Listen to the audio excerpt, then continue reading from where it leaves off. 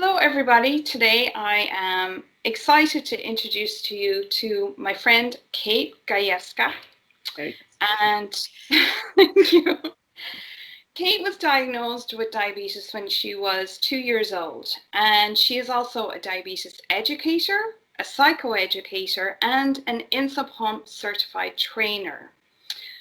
And in 2018, she conducted a study looking into insulin pumps access in Ireland as part of her postdoctoral studies with the Royal College of Surgeons. And that's one of the things we're going to talk about today with Kate.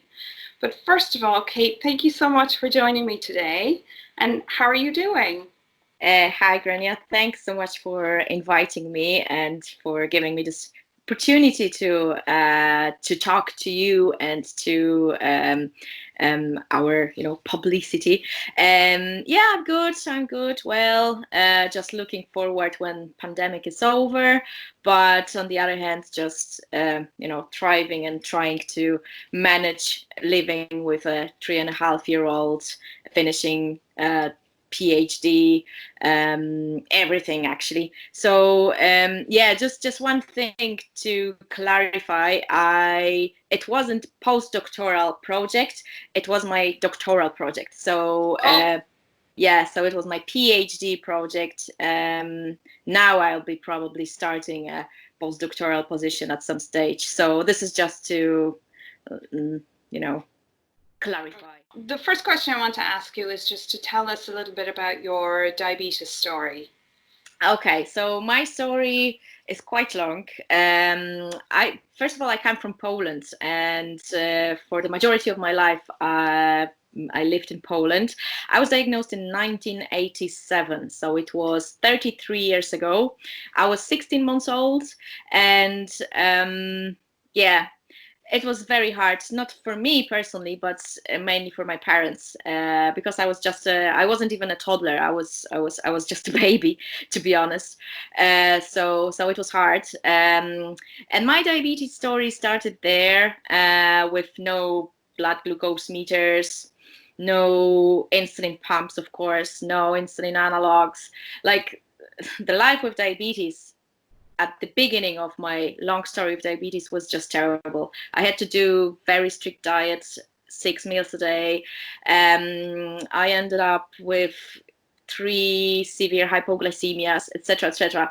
But I was always a happy baby. So, and I was actually quite open to any options to improve my my life with diabetes. So, whenever insulin analogs came to Poland, I just started them. So whenever there was anything new, I and my family, we were just eager to start something new. So this is when I started insulin analogs in 1996, and it changed my life with diabetes. It was awesome because I was able finally to not to eat every day 6 meals, every day the same. I was just able to count the dose and adjust the dose whether I'm hungry or not, and it was awesome. It was just awesome feeling to get some flexibility. 2 years later, I started insulin pump therapy. My parents were very motivated. They bought an insulin pump for me, which was quite expensive at the time. It's still expensive, but there was no reimbursement at all in Poland, and it was just wow, another unbelievable change in my life. So I've been on an insulin pump for the last 20 years actually, and yeah, and then I started studying psychology. I got involved in diabetes. I started to run my project aiming to educate people about type 1 diabetes. I started my video blog, educational video blog about diabetes, started to work in outpatient diabetes clinic, started to work as a diabetes educator, insulin pump trainer, psychologist. So I started my professional way related to diabetes. And then I moved to Ireland. So I moved to Ireland in 2014, and I started the professional journey, let's say again. And in terms of diabetes, I've been offered sensor augmented insulin pump when I got pregnant here with Hannah, and I started my journey with insulin pump and CGM. And since since January this year, I am looping. So I'm doing even more advanced automated insulin delivery things. So I was always, in terms of diabetes, I was always very open. I was always keen to improve my life with diabetes and try to live as normally as possible. I never wanted to to be treated worse than my peers or something. I always wanted to do everything what they did. And I am a total advocate for accessing technology. So because technology helps a lot, just helps a lot. And it's just awesome what options do we have now. But it's also sad how it's also said that only the elite of people can have access to that. So yeah, this is my diabetes story. I don't know if you would like to ask me any questions about life with diabetes. I suppose we all know how it is to live with diabetes here. So Exactly. We've been friends probably since you first came to Ireland. Can I ask you, so your first experience with a sensor was when you went on the sensor augmented pump, or did you use sensors prior to that?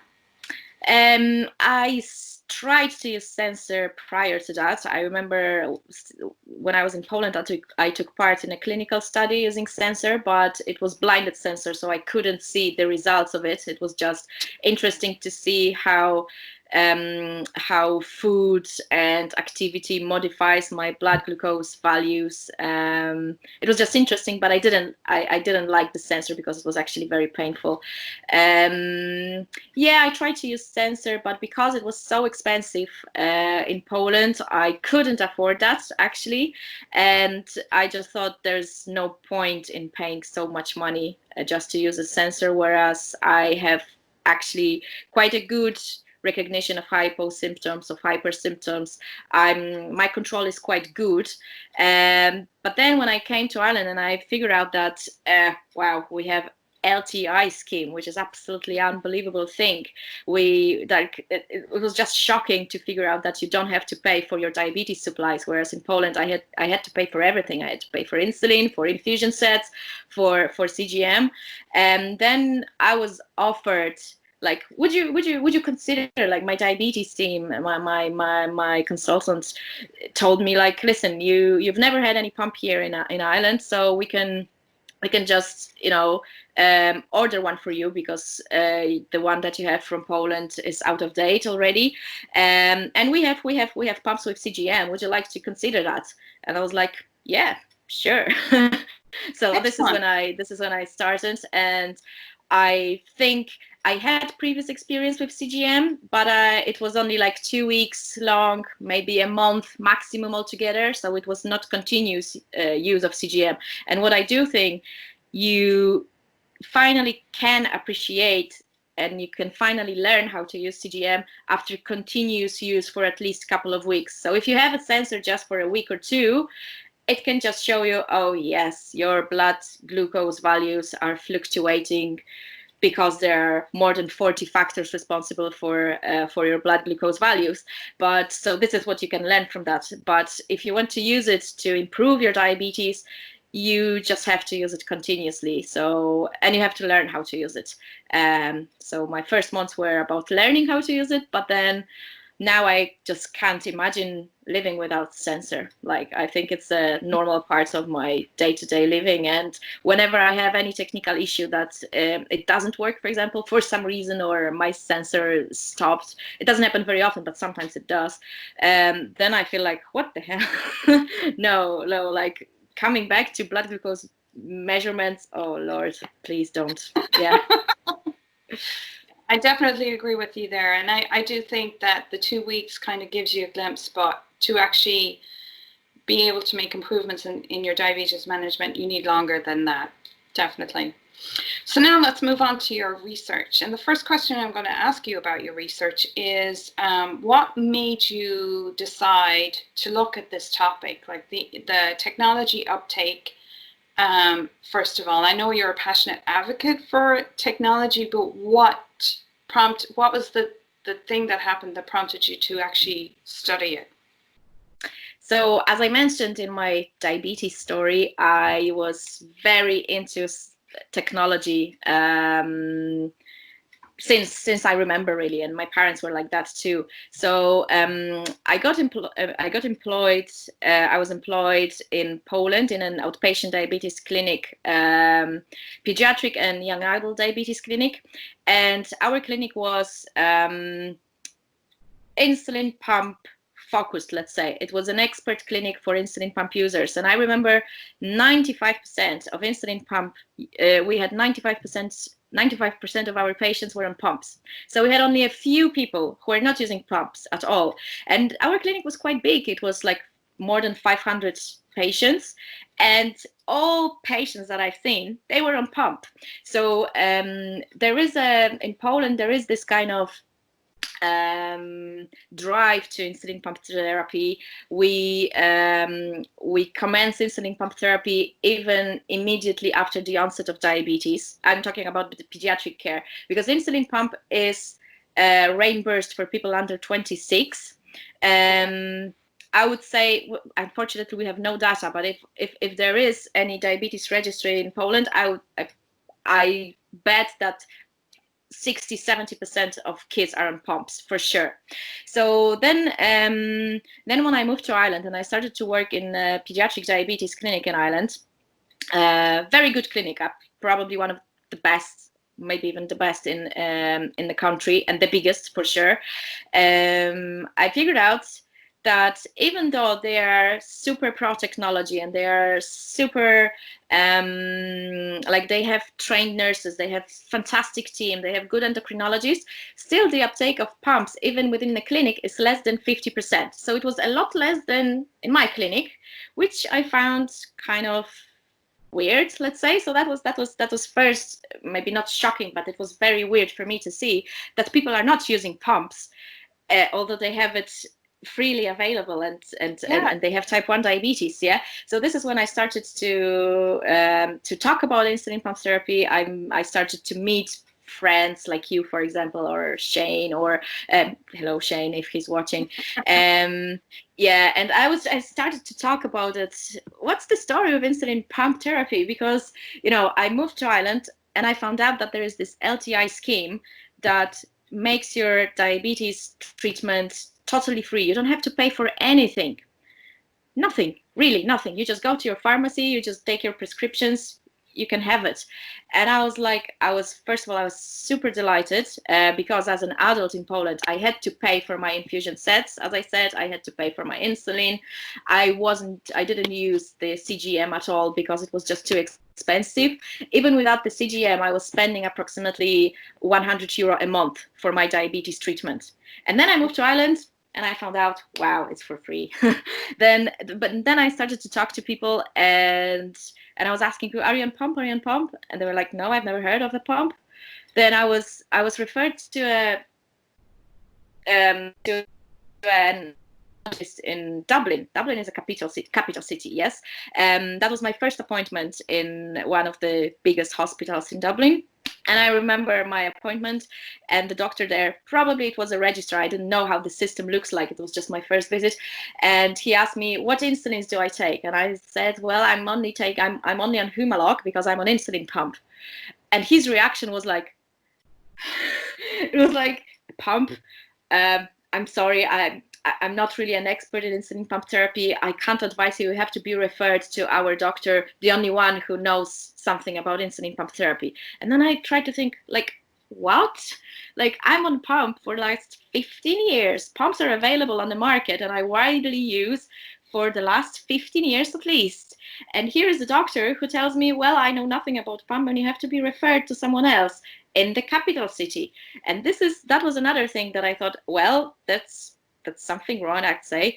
And then I figured out, I was talking to people. I remember I had conversation with Dr. Anna Clark from Diabetes Ireland, and I told her about my suspicions that like something's wrong. Like what's the story with technology here? And she said, well, yes, I can definitely say it might be an issue worth to explore. So this is when I found, okay, it might be my topic for the PhD study. So so this is when I started to think of it. Okay, let's do the project. I started the project. I had different idea to conduct a study. I wanted to focus on pregnancy and diabetes, but then because it was a process and it was a long process, when I finished my first year and I was required to give my research proposal, I just thought, no, insulin pump therapy here in Ireland, there's something wrong with that. And this is when I started to explore it deeply. So, wow. And it's interesting to hear a perspective from somebody else who has experience in pumps in a different country, and what your revelations and your discoveries were here accessing the care. So let's talk about first, because in order to find out what the pump uptake was, you kind of had to look at, well, how many people have type 1 diabetes in Ireland? So that was actually your first paper, wasn't it? Published paper. Yes, exactly. So yeah, exactly what you said. I wanted to figure out, because that was only my hypothesis, that the uptake of insulin pump therapy is low in Ireland, but I had no data. So that was actually my first study, trying to figure out, okay, so how many people out of all number of people with type 1 diabetes are using insulin pumps? And but then I figured out that I have no number of people who are who have type 1 diabetes in Ireland, because we have no epidemiological evidence in Ireland. There's no diabetes registry. We just said, I thought that it would be easily accessible if there is any registry, but then I found out that there's no registry at all. So actually my very first initial study was to estimate the epidemiology of type 1 diabetes in Ireland. We've used the prescription database. It's a PCRS database. PCRS database collates information about all prescriptions prescribed in the medical scheme. So general medical card scheme, long-term illness scheme, and drug payment scheme. I think there are three schemes in Ireland, but of course people with diabetes are usually under the LTI scheme or medical card scheme. So we analyzed the prescription database. We had our challenges. I'm not saying that we haven't, and we couldn't even check whether our findings are accurate, because we can't even check it with the registry or something. But according to our findings, there are 20,081 people with type 1 diabetes in Ireland, and 2,591 children under 18, and 1,753 adults with type 1 diabetes in 2016, because of course it was just cross-sectional, so it was 2016. So but yeah, that was our first paper that we published recently. And if you want to read it, you can read it, because it's open access, so everyone can access it. That's right, and I will have a link to that paper in our description box below. Was there surprises from the healthcare community at the number that you have kind of accurately estimated for 2016? It's hard to say, to be honest, because yeah, there were some. I tried to figure out if there are any epidemiological findings for type 1 diabetes, and I remember there are only two evidence. Like in terms of pediatric population is well described in Ireland, because there were pediatric diabetes audits. There is pediatric care is actually, I think it's a bit better than adult diabetes care, let's say, but that's just my personal opinion. Anyway, it was a little better described, and our findings were corresponding with the findings for pediatric diabetes registry, and the numbers were very similar. So this is why we think our findings are accurate in terms of adult care as well.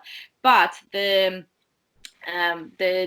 based on evidence that exists, and usually evidence exists based on some kind of mathematical models conducted based on data from the UK or from Scotland or whatever, it seems that the prevalence of type 1 diabetes is a bit is lower than in Scotland, for example, and is lower than in the UK. That's why it might be some kind of a surprise for some. But on the other hand, we can't say whether it's right or not because we have no registry. And Scotland, for example, they have really good registry. And another surprising thing was that the incidence of type 1 diabetes was actually nearly, it was the same in the pediatric population and in adult population, which is quite unusual because we usually think that type 1 diabetes is a juvenile diabetes. We always think that it's a matter of pediatric care, type 1 diabetes, but the same amount of incidence, like the incidence rate is the same for kids under 14 and for adults over 14. So so that was actually interesting, but it also corresponds with more recent studies. For example, there's one study based on UK Biobank, which says that at least 40% of newly diagnosed cases of diabetes, nearly 50% of cases of newly diagnosed diabetes are in people over 30. So not even in 18 years old, 12 years old, over 30, and it's type 1 diabetes. So it's definitely not only a pediatric issue. Type 1 diabetes can be diagnosed at any age, and this is something new because we always think that it's pediatric thing. No, it's not. It's totally not.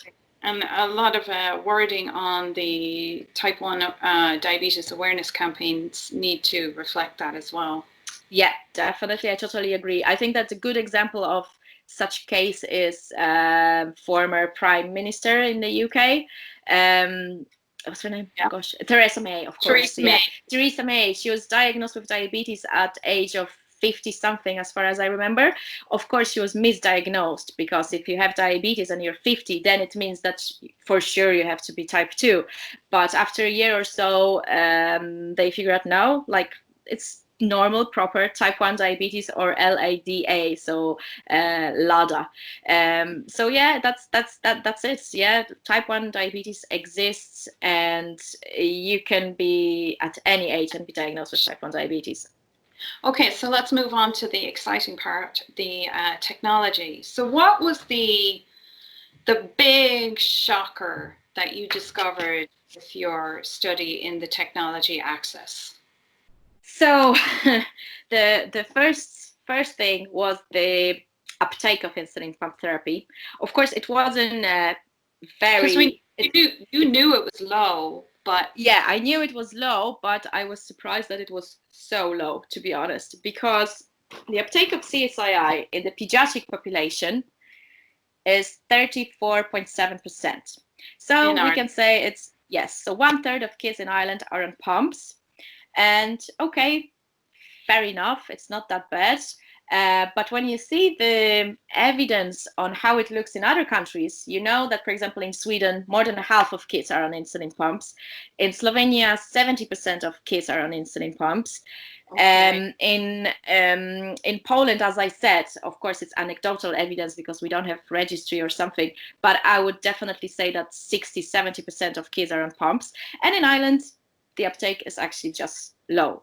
But okay. the major and the most shocking thing for me was to figure out that the uptake of insulin pumps in adults is 6.8%. So it's less than 7%. So when you think of the whole population of people with type 1 diabetes, 1 in 20, 1 in 19 people have insulin pump. It's very low. It's very low. And when to other countries in terms of adult uptake, do you have numbers for like the UK, Slovenia? Yeah, so because of course it was just my feeling that the uptake is low, but you always have to check the evidence whether it is low or not. And however the evidence are scarce, there are some And for example, in 2013 in the UK, the uptake of pumps was very similar. It was 6.7%, but they figured out that it's too low. And in the UK, the approach to insulin pump therapy and technology is actually very strict when comparing to other countries.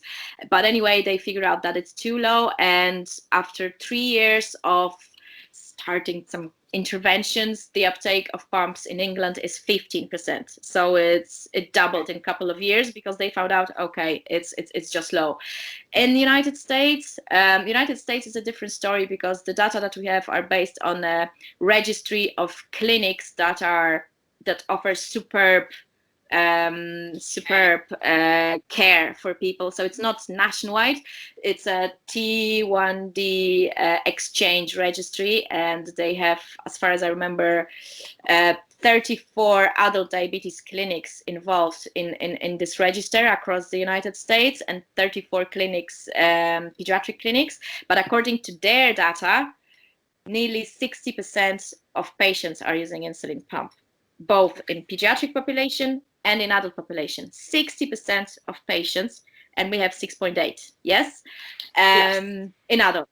Then in terms of Germany, very recent evidence suggests that the uptake is approximately 35% in adults, as far as I remember. So it's as in Ireland in kids, yes, and in Germany in kids, it's 94% of preschoolers in Germany are on insulin pumps, so almost all. And I would say that in Poland it would be the same, because we have this kind of idea, let's give the pump straight away because this is the way to go. And Germany is very into technology too, not as we are in Ireland. So overall, and there was one another evidence. There was a comparison of diabetes services in the Euro Diabetes Index 2014. It's quite interesting document, and I highly recommend you to read that, because you can see the comparison between every European country about many different things. And in Ireland, we have some good aspects of diabetes care, and we have some poor aspects of diabetes care. And one of these poor or average aspects of diabetes care was about accessing technology. The percentage was for the whole population, and the authors of this report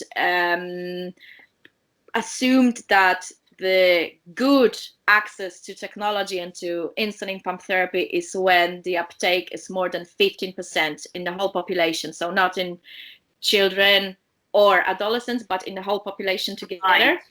And Ireland was assessed as the average. Let's say average was between 5 and 15.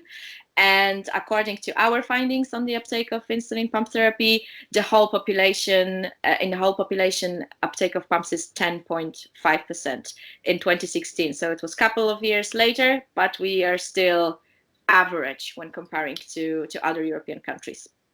So that's why this is when I found out, well, yes, this is an issue. Yeah.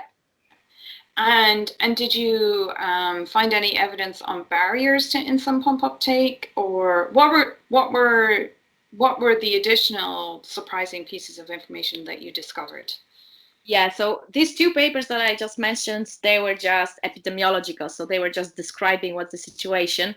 But then we conducted more studies trying to explore why this uptake is so low. Like my overarching research PhD was about the determinants of uptake and access to insulin pump therapy. So we conducted the national survey of diabetes clinics in Ireland, and we asked all diabetes clinics, private, public, adult services, but we excluded the maternity hospitals, because we just wanted to ask clinics where people receive their normal diabetes care. And we found out, which was again a bit shocking for me, that 1/3 of Irish diabetes clinics is not offering any type of support for people with on insulin pumps or those willing to commence insulin pump therapy. So it's 15 clinics in Ireland, which is a lot. They will just not receive a referral with a person on insulin pump therapy. They will reject this referral. They will just not see a person who is on insulin pump therapy at all. And then if a patient would like to consider insulin pump therapy, the only way to consider insulin pump therapy is to do it privately or just to be referred somewhere else. So there are 15 clinics like that in Ireland. It's nine, as far as I remember, 10% of Irish population of adults with type 1 diabetes are in this clinic. So what I can definitely say is that 10% of Irish patients have actually no access to insulin pump therapy at all. 74% of patients are in the clinics that are offering services to CSII users. They offer follow-up care, they offer training to commence insulin pump therapy. But again, in less than a half of clinics, the training to commence insulin pump therapy is offered. And then there is a percentage of clinics that offers only follow-up care. So so this is this attitude: if you have your pump, we can advise you on insulin pump therapy, but there's no way you can commence it. There's no way we can offer you insulin pump therapy. And there are, as far as I remember, I think 11 clinics like that in Ireland, both public and private. Anyway, coming back to the findings, so for me that was actually quite shocking that not all clinics in Ireland are offering support for. I understand, like, training to commence insulin pump therapy, it's a lot of hard work, of course. I understand it requires the team to be very involved, it requires patients to be involved, but then 15 clinics that won't even see a patient on the pump, that's actually sad. So that was one finding that was interesting. And the math here, can I ask you one quick question? So there are 15 clinics, 10 clinics that don't offer insulin pump therapy or support at all. 15. Mm-hmm. There are 11 clinics that offer follow-up support for insulin pumps but no pump starts. Yes. So that means there is only 21. No. It's 21 because it was both private and public. So overall, there were 47 clinics in our survey. Yeah, I thought the number was 30. So there's only 21 clinics in Ireland that offer insulin pump startups. Yes. And then another shocking information for me. Okay, that's good. 74% of patients are in these clinics that have the experience in insulin pump therapy. Fair enough, that's good. But then only 12.5% of patients in these clinics are using insulin pumps.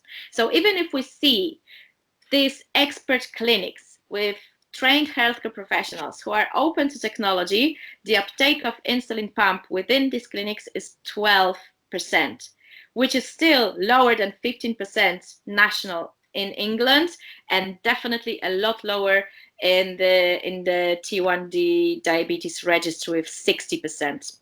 Yeah, so that was shocking for me. Another shocking thing, we tried to figure out what are the barriers to CSII provision through this survey, and we found out that definitely perceived high workload within the clinic, or lack of experienced or trained dietitian or diabetes nurse specialist was mentioned as the main barrier to offer either follow-up care or either training to commence insulin pump therapy. And that was the fact. The clinics that were offering insulin pumps, they were usually better resourced. So they had more healthcare professionals overall, they had more endocrinologists, significantly more dietitians, but the number of nurses was actually similar. There were no significant differences between the number of nurses. So definitely one of the barriers is related to resources. Of course, you have to have team and you have to have expertise when you want to provide training to commence insulin pump therapy or even the follow-up care.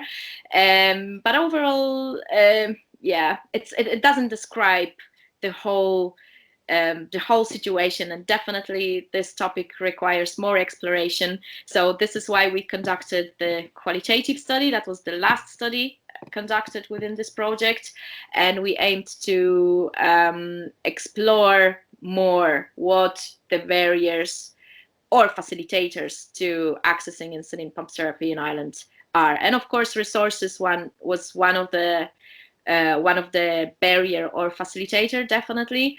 But overall, we found that there are 4 teams responsible for that.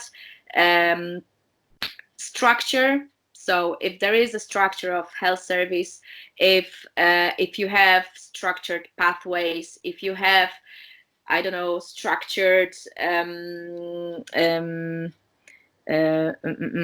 structured clinic, that you have, for example, dedicated time to provide insulin pump therapy clinic or something like that.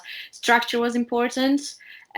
Definitely awareness was important, team, because people, especially in rural areas, in areas of low uptake of insulin pump, they might be not even aware that something like insulin pump exists, because they are not exposed, they are not aware that it exists, so they are not even asking these questions. And healthcare professionals who can't offer insulin pump therapy because they have no team, they won't even mention that there is an option like that at all. So it works both ways. So we have awareness, structure, capacity, and capacity is what we talk about in terms of resources, expertise, etc. If there's no capacity, you can't provide insulin pump training, because you just, like, work overload is huge, and you may have fantastic, very well trained healthcare professional, but if this is only one clinician, and this clinician works in, for example, in general medicine also, and spends only 1 day for diabetes cases, and 90% of diabetes cases are type 2 diabetes, really. So then there's just no time. There's just no time, physically no time. So capacity, structure, awareness. But what was the mostly discussed aspect was individual impact of an individual. So individual beliefs, individual attitudes toward insulin pump therapy. So it all comes to individual, really. If you're an individual who believes that insulin pump will help you, you will help your patients to get it. But if you're an endocrinologist who is more interested in, I don't know, let's say thyroid function, it's not really into type 1, then you won't have this drive to offer it to patients. So it has both, of course, it has both sides. One is healthcare professionals, and I'm not only talking about clinicians, but also about diabetes nurse specialists and dietitians, so people who are healthcare providers, but also about patients, because some patients, they might just not like to be on pump, they don't want to have anything attached. It has to be their willingness, their drive. And some people in Ireland, especially in rural areas and in the west of Ireland, they have to fight very hard to get access to insulin pump therapy. So then it becomes just their drive. And I know that many people who are on pumps in this area of Ireland, they just get it privately and they have to travel to access it. Whereas, for example, in Dublin, I conducted a focus group in Dublin, none of the participants had to travel anywhere. They just had everything everywhere, and it was actually their decision whether they want to have a pump or not. Of course, they weren't offered, they were on waiting list, they had their issues, but the situation of people in Dublin or in Galway, which are the areas of the highest uptake, are very, very different than for people from Clare, for example. So my final question to you, Kate, is about, so you've been presenting, making poster presentations of your findings for the insulin pump uptake study all over the world, actually. You've been, I don't know, you've been to America, you've been, oh, God knows, everywhere. What has been the reaction from the medical community in other countries to your findings? So I've been to United States twice. I've been to San Francisco at ADA. I've been to Boston at ISPAT. I've been to India at ISPAT, International Society for Pediatric and Adults and Diabetes. I've been to EASD in Berlin, in Germany. But I was only presenting the findings about the uptake and availability of pumps in Ireland. And the overall response was like, well, yeah, the uptake is really low. We are doing better, for example. The question is why. So I'd say that the most important part of this research is about the barriers and facilitators in accessing pumps, because it might be and probably is not only related to the situation in Ireland, but it's more. I think healthcare services in other countries can make a use of these countries, because what's this information about the poor uptake of insulin pump therapy in Ireland? Does it make any difference for a person in Germany or in Sweden? No, not at all. They they can't use it. But I think that the findings about the barriers and facilitators in accessing pumps, that the importance of structure and capacity and awareness and individual attitudes towards insulin pump therapy might be interesting for a much wider population. But I haven't presented findings about it yet, so it's not yet published. So this is just, confidential, not confidential at all, but this is what it is. Yeah, so I fingers crossed that people will be more interested in this topic, really.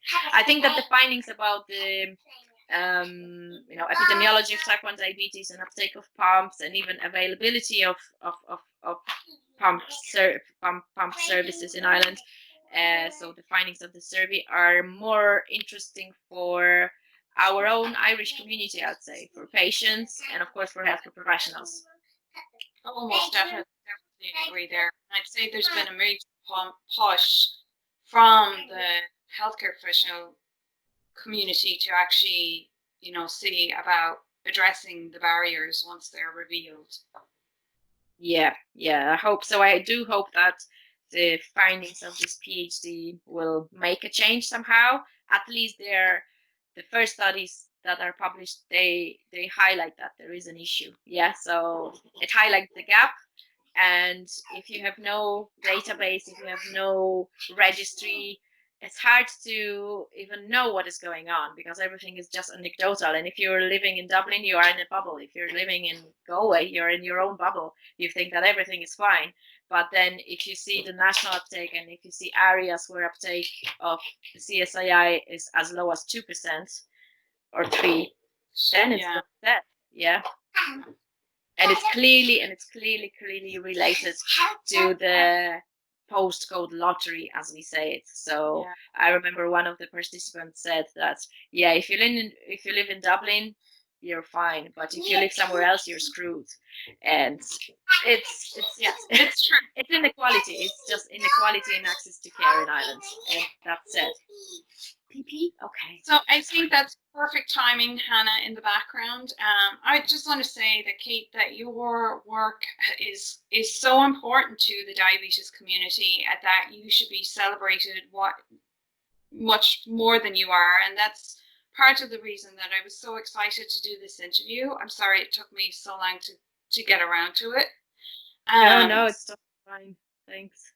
My sincerest thanks for working us into your schedule, because I know you're at home being a parent and working and doing all of that kind of juggling as well. So does Hannah want to come in and say a quick goodbye? No, Hannah just went upstairs for a second. She'll be back. But I just wanted to mention one last thing as a overall conclusion from my study, because what we do see, me, you, is that technology is the way to manage diabetes. I'm not saying that every person in the world should use technology, but even in pandemic, while we have all the remote clinics, it's so much easier to analyze the data from the CGM, from the cloud, from Libre, than from your blood glucose meter. Like having blood glucose meter is just like, turning the light on for a second and then coming back to darkness for another couple of hours. Whereas if you have CGM, you just have your lights constantly on, and that's the first difference. Another difference, I suppose you and me and many members of diabetes online community believe that DIY systems or automated insulin delivery is the future as well. And I totally agree. It's super cool to have automated insulin delivery, but the first step to get it is insulin pump. So if you don't have access to that, that's it. Okay, I'm sorry, I have to go because Hannah is shouting at me, mommy. So thank you very much for giving me the opportunity to talk. And yes, thanks. Bye bye bye. Bye everybody.